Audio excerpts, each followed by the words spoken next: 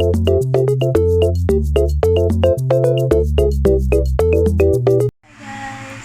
me, Chloe. I'm so sorry na hindi ako masyado magpo-post kasi medyo busy sa school. So today, mag-school vlog tayo. Kaya, kapal ng mukha ako, yung tablet ko pa talaga yung ginawa kong Oralite kasi wala akong Oralite. So, anyways, antayin nyo na lang na mag-video na ako tapos magpapalit. So, yeah. Taga, na. Hi guys! So, kakatapos ko ng maligaw, halatang halata sa buhok ko. And, nag-uniform kasi, kasi mamaya aalis na ako sa bahay. So, yeah. Antayin nyo na lang. Kakain pa ako and then, i-ready ko na mga gamit ko. So, bye muna! Hi guys! Another voice recording! So, ito, nag-aayos ako ng buhok ko. At ang tagal ko pala mag-ayos ng buhok. Hindi ko na-realize nung tinalapse ko na yung yung video na to. And almost inabot siya ng mga 40 minutes or mga ganun. Singular na clip lang to. Oo. Pero baka sa ibang clips din. Pero ito, nag-aayos akong buhok. So, since tinatamad ako mag-voice record itong iba sa buhok ko. So, anyways, mag-a-add na lang ako ng music, And ang haba pala ng bangs ko. Hindi ko na-realize yun.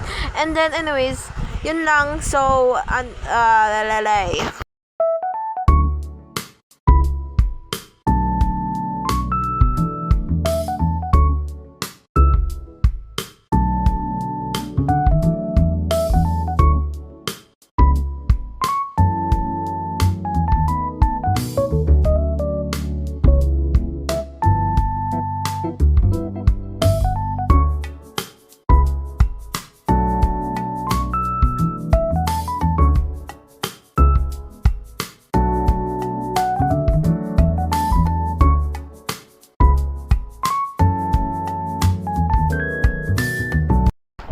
Guys, kumakain na ako and mga ganon. Kumakain ako ng hotdog while nagnonood ako kay Poke.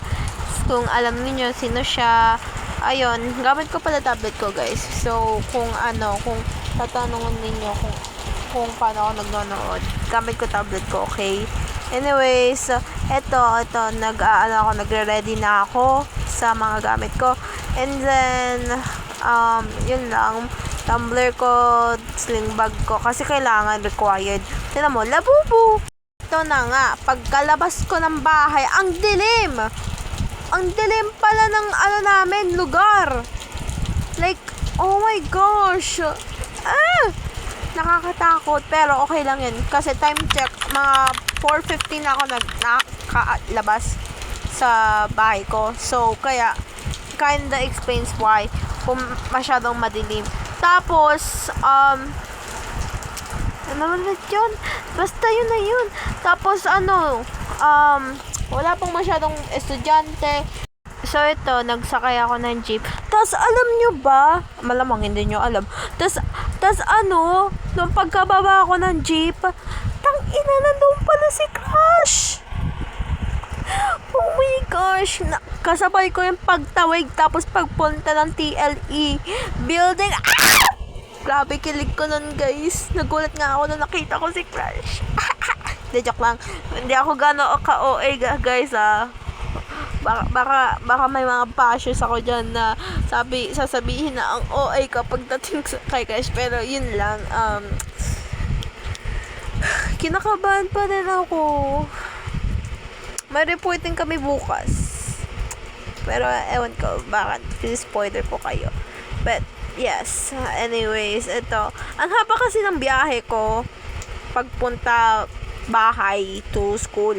Kahit medyo, sabi ni sir, na medyo malapit lang. Which is true naman. So, ito, pagkababa ko, yan. So, hindi pala ako nag-record na pauwi na ako. Ito, nag-record ako sa sakay ng jeep. So, anyways, nagbili ako, tas yun lang. Hi guys! So, kakauwi ko lang. Yes! So, may mga good deeds tayo dito. Ay, good deeds. Anyways, may mga good deeds ako dito. Mga, Manila paper and then pencil pen because my project, hindi pala project. May kami, may parang report na naman. Yes, report na naman. So, and ako na lang bumili ng Manila paper and pencil pen. Hindi ko kasi alam kung saan. Anyways, grabe ang ulan sa school kaganina. Nabasa ako.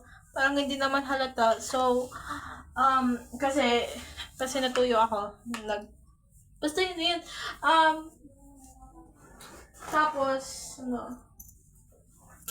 Tapos, may nangyari. Ganun. And then, magsa-second bat na naman ako.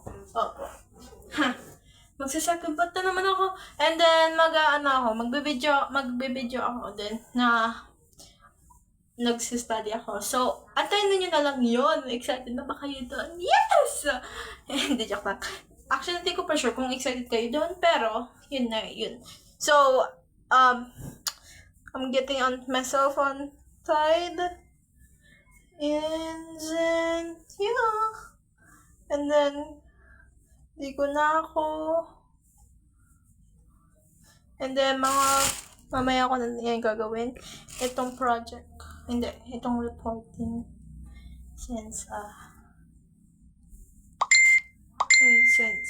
hindi naman kailangan na yun igawin ko. So, sabi mo na natin ito. Lama, wag mo ito. Nakakatid na. Anyways. So, yun lang, guys. Thank you for watching and abang